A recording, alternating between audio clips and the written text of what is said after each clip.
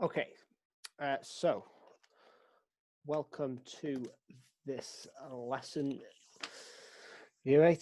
This is for anyone that is sort of self-isolating at home.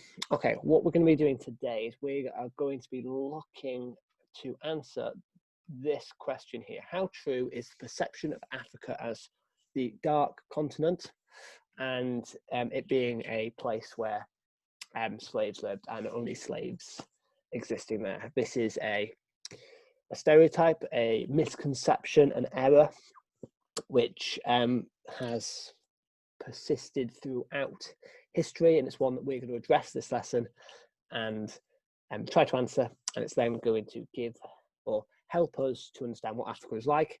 So then when we carry on with this new topic of slavery, we can look at the damage done to Africa and people from all over Africa as a result of slavery. Okay, but first, as always, all good lessons start with a bit of recall because otherwise we will forget the information and we need to go over it to make sure we learnt it. So what I'd like you to do is either finish these sentences off or check if they're correct. So read them, see if they're right, see if they're wrong. If they're wrong, change them to make them right. If they're right, boom, leave it. Or better yet, add a little bit more knowledge. And if it's unfinished, finish it. So what I'd advise is make sure you've got a couple of pens, so blue, black, and then green, some paper to make some notes on, and pause it when I tell you to pause it, and sort of give yourself a couple of minutes. I'll probably tell you how much time you need. And for this activity, what I would say is I'd say give yourself 4.5 minutes, pause the video, and answer the questions, and then come back and we'll go through the answers. Okay, welcome back. So first off, the ones in bold are the ones that are slightly wrong. So for instance, King Henry VIII did not cause the English Civil War. King Henry VIII caused the Reformation, or King Charles I caused the Civil War. England was not I'll just move my little face there. There we go. England was not a Catholic country during the English Civil War. It was actually a Protestant country. And that's where there's a bit of an issue because Charles married a Catholic and he was looking to sort of change the church slightly, make it slightly more Catholic, and the Protestants were extremely defensive. Queen Mary did not kill 6,000 Protestants. She actually killed 280 to 300. The Peasants' Revolt ended with an agreement with the king to end feudalism. That's wrong. Well, slightly right, but you just need to add in the extra detail that the king lied and killed the leaders and the rebels, and the Magna Carta was an agreement which created Parliament, or the very, very first idea of Parliament. Not Parliament as we know it today, obviously develops over time. It gets powerful. The king gets slightly less powerful with obvious dips, like a snake, in between. Okay, so as I've mentioned, we're going to answer this question: how true is Africa being the dark continent? How true is that? And that's going to give us a really good understanding because then we're going to know what Africa was actually like. So then we can sort of see what damage slavery actually does to parts of Africa. Okay, so I've already mentioned we're going to be talking about slavery, and that's really important because we'll see how Britain made huge amounts of wealth or money from slavery. So certain people are rich and powerful today because of slavery. So some examples are certain banks in America. Some people like Benedict Cumberbatch, his family used to be slave owners. Huge mansions are dotted around the country, and they're paid for with slavery. Industry, factories are paid for with slavery. And also we're going to look at how the perception of Black people in Britain and the Americas is created, and how that then leads to racism. And you can then draw a really clear line between slavery and Black Lives Matter, because obviously they're fighting racism, and racism comes from slavery. So we're going to learn all about that, make some sense of it. But first thing we need to do is we need to sort of think about, did Europeans really know nothing of Africa? Because they started calling it this dark continent. The idea with this is that they don't know anything about Africa. It's a dark continent. They can't see it. There's no light there. They can't. It's like when you're into a room and there's no light there. You can't see anything. That was the idea. behind calling it the Dark Continent. Now, we're going to look at now how true that is. Well, first off, they start discovering different places, and by they I mean European countries start discovering different places around 1400s. So we start spreading to America. Christopher Columbus discovers the Americas for Europe, but when I say discover it for Europe, obviously, you know, people have been living there for thousands of years. They discovered it for themselves first. We then started spreading out further, South America to Africa. We were able to do this because of technology changes. So compass was improved or created.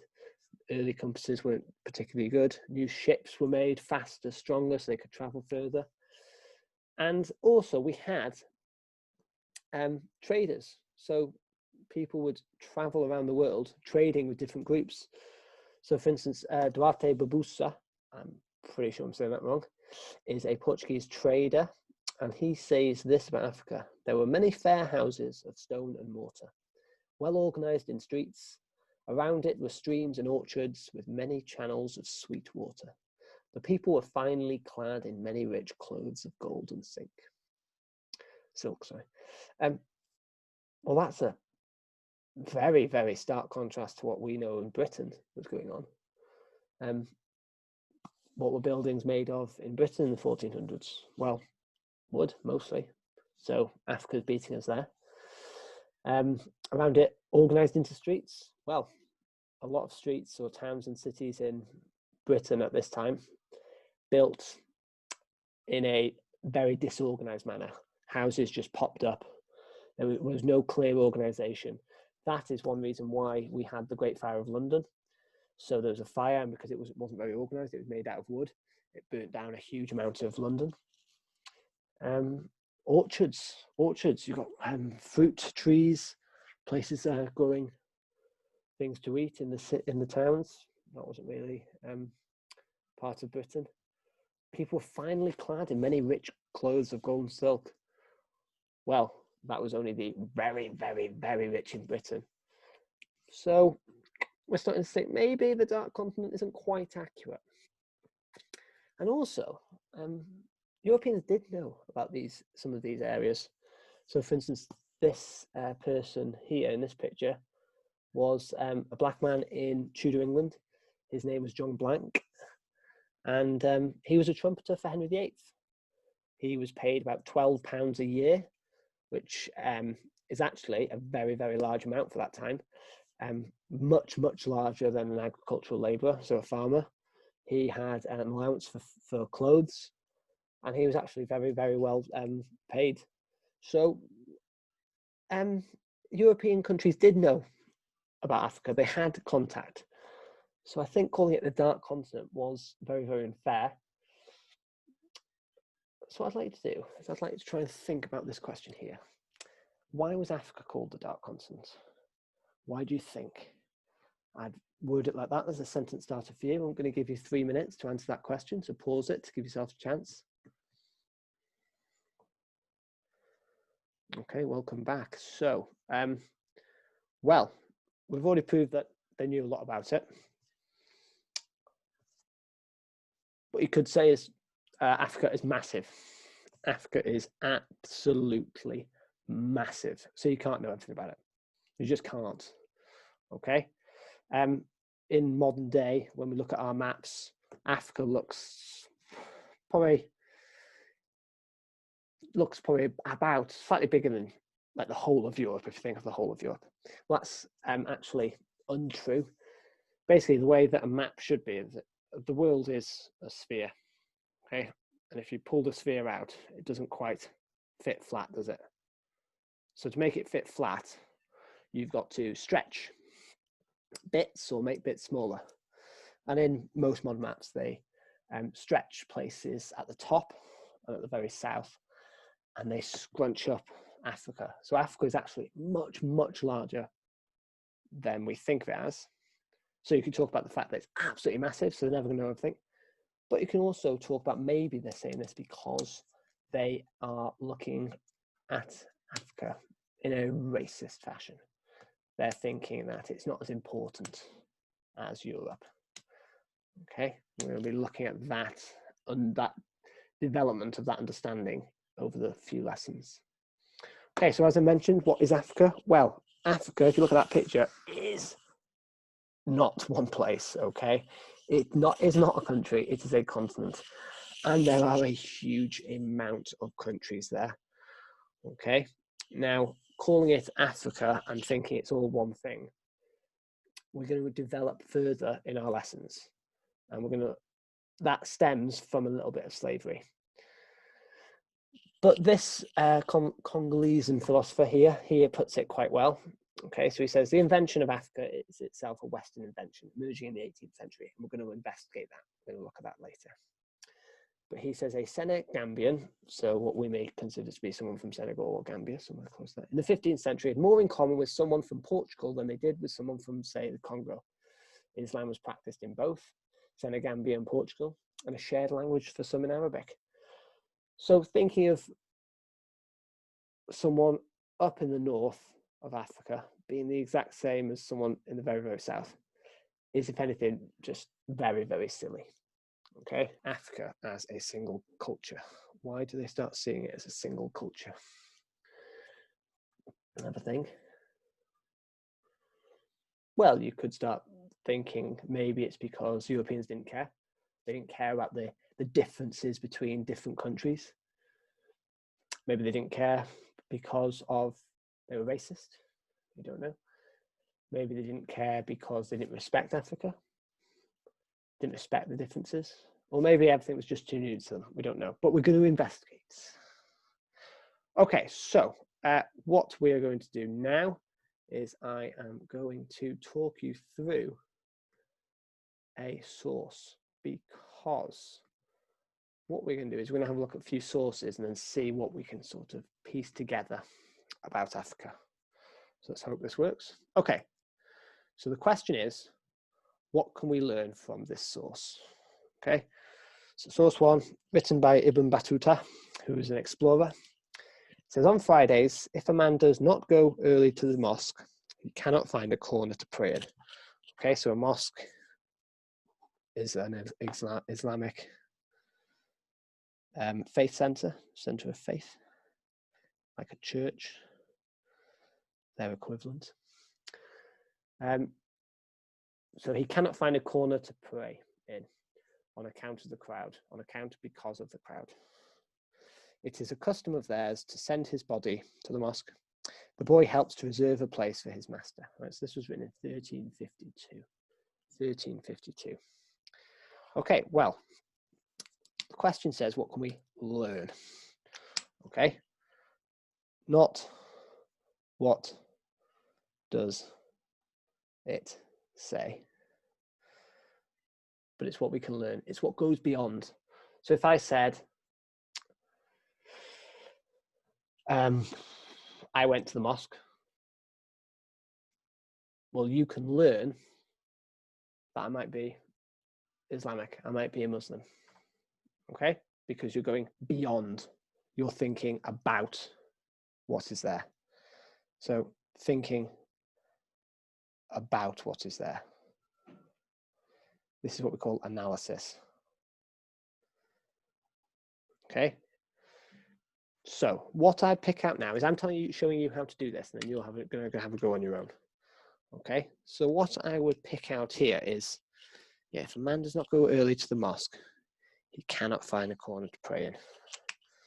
Well, what I've mentioned here is then it's extremely busy, isn't it? It's a busy, busy place. I'm not going to say, oh, it's busy, because that's not important. What does that tell me? What's that tell me? Well, the mosque is busy. What do people care about? Oh, they care about religion, right? So religion is important. Okay, religion's important. Can we be a bit more specific? Yeah, we can. So I might say Islam is important. Okay, huge amounts of Muslims there. Okay, let's see if we can make this slightly clearer. Okay, great. Well, what else can we see? What else can we see? So the boy helps to reserve a place for his master. Okay, so we've got a master-servant relationship. Well, I could say, okay, I can learn that they have masters and servants. But again, it's not really going beyond what's there. It's just telling me what's there. That's not good enough, unfortunately. But we've got a master-servant relationship. Well, the master's important, servant's not. So then what we call that is, if we've got people that are important, people aren't important, we've got Boris Johnson, you've got ministers, you've got MPs, you've got people. Okay, you have a hierarchy. Well, therefore, I'd consider this to be a complex society, a complex or developed society. It's not a bunch of people running around not knowing what they're doing. It's not a bunch of people all battling to find out who's in charge. They know who's in charge. You've got a master, you've got a servant. You've got important people, what they consider to be less important people. Okay? So if we were going to write that out, I'll try and expand this up a little bit. How I would do this is, my first point would be, we can learn. Okay, I've done that because that's what the question says. We can learn that the Islamic, sorry, my head's in the way there. Islamic religion was pivotal. So that means really, really important to certain cultures in parts of Africa. Again, not all of Africa. We've already discussed how they're different parts are different. Right, so we can learn that the Islamic religion was pivotal to certain cultures in parts of Africa. Great, done. Not really. We need to give examples, don't we? So for example,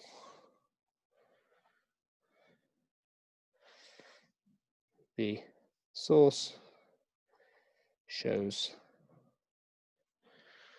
and then I'm going to use a quote, he cannot find a corner to pray in. This tells us that the area is busy.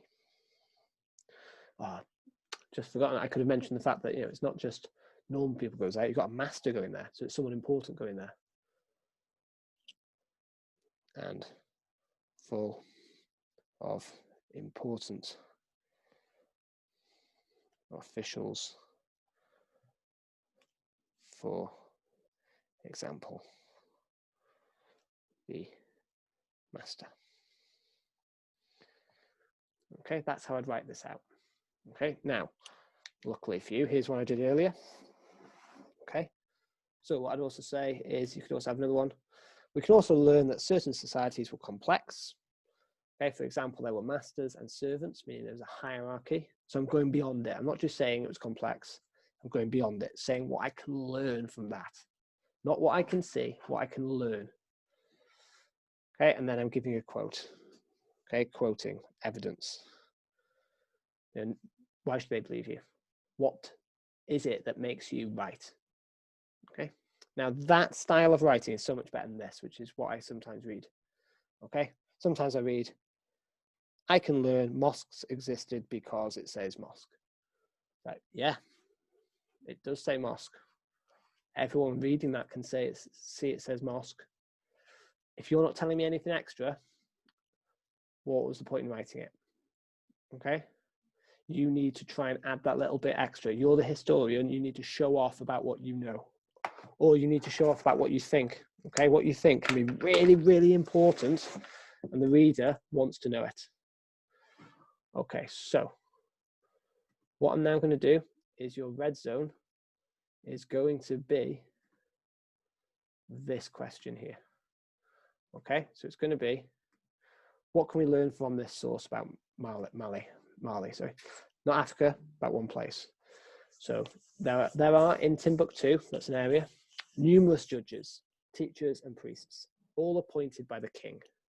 He greatly respects learning. Many handwritten books imported from North Africa are also sold. There is more profit made from them than all other goods. This is now written in 1526 by someone called Leo Africanus, or a book called Leo Africanus, sorry. Now, I don't want you to write down, I can learn they had a king because I can see appointed by a king. What does the fact they've got a king tell you? Go beyond that point, okay? Use the sentence starters I've done. Okay, this should probably take you about 8 minutes because I want you to pick out 2 or 3 things. All right, I'll put the red zone and the source in the red zone point if you can't quite see it because you're on a phone or something. But there we go. Okay, send me or any of your teachers your work. All right, as always, it's been a pleasure.